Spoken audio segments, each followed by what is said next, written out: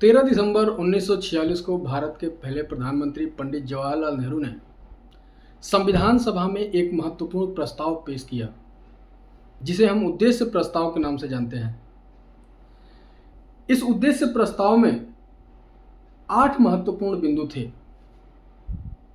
और जिनके माध्यम से यह बताने और जताने का प्रयास किया गया कि हम संविधान का निर्माण करने के लिए बैठे जो बुद्धिजन हैं, जो बुद्धिजीवी हैं, उनका क्या उद्देश्य होगा, क्या ध्येय होगा, किन महत्वपूर्ण विषयों पर हम चर्चा करेंगे, किन्हें हम अपने मुख्य मुद्दों में शामिल करेंगे, जिन्हें 8 भागों में, 8 मुख्य बिंदुओं में उन्होंने विश्लेषित किया था।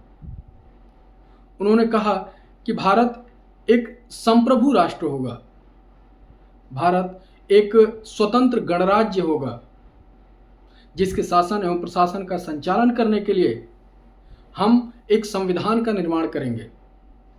इसके साथ साथ उन्होंने यह भी बताया कि भारत के अंतर्गत कौन से क्षेत्र शामिल होंगे।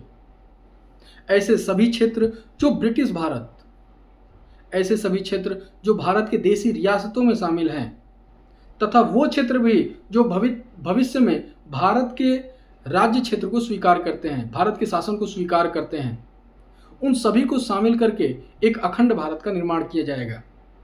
इसके साथ साथ सभी शक्तियों का केंद्र भारत की जनता होगी, ऐसी बातें भी इस उद्देश्य प्रस्ताव में थी। इसके अलावा भारत में सभी व्यक्तियों को सामाजिक, आर्थिक और राजनीतिक न्याय दिया जाएगा। इसके अलावा जो स्वतंत्रताएं आज हमारे संविधान में शामिल हैं, विचार, अभिव्यक्ति, विश्वास, धर्म और उपासना, उन सब की चर्चा भी हमें उद्देश्य प्रस्ताव में प्राप्त होती है। उद्देश्य प्रस्ताव में ही हमें अल्पसंख्यकों, पिछड़ों, अनुसूचित जातियों एवं अनुसूचित जनजाति के लोगों के संरक्षण की भी बात की गई है। इसमें यह बताया गया है कि सभी धर्मों, संप्रदायों एवं पंथों के लोगों के सांस्कृतिक, धार्मिक महत्व को पूरा सम्मान दिया जाएगा। उन्हें अपने समाज को विकसित करने का अवसर दिया जाएगा, अवसर की समता होगी। इसके साथ साथ भारत की महानता, जो पुरानी प्राचीन विरासत रही है, उसे पुनर्स्थापित किया जाएगा। ऐसी कई बातों के साथ पंडित जवाहरलाल नेहरू ने उद्देश्य प्रस्ताव को संविधान सभा के समक्ष रखा। हालांकि उद्देश्य प्रस्ताव पेश करने के बाद उन्हें कई चुनौतियों का सामना करना पड़ा।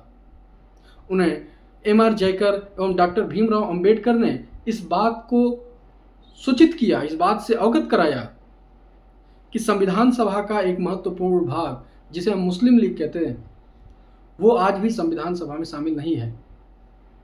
और मुस्लिम लीग की अनुपस्थिति में यदि हमने उद्देश्य प्रस्ताव पास किया तो मुस्लिम लीग को इस बात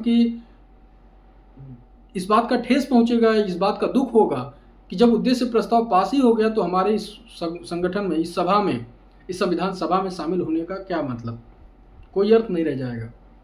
इसलिए M.R. जयकर एवं डॉक्टर भीमराव अंबेडकर के इन विचारों का सम्मान करते हुए तुरंत या त्वरित रूप से उद्देश्य प्रस्ताव को संविधान सभा ने स्वीकार नहीं किया।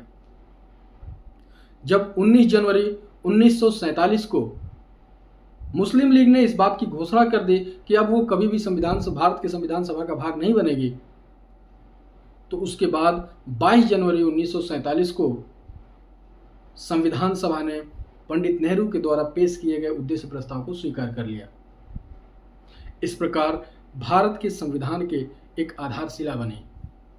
इस उद्देश्य प्रस्ताव ने बाद में संविधान के निर्माण के बाद उद्देशिका का रूप लिया, जिसे हम आज प्रस्तावना के नाम से भी जानते हैं।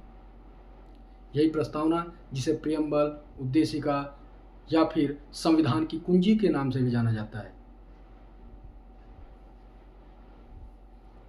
धन्यवाद।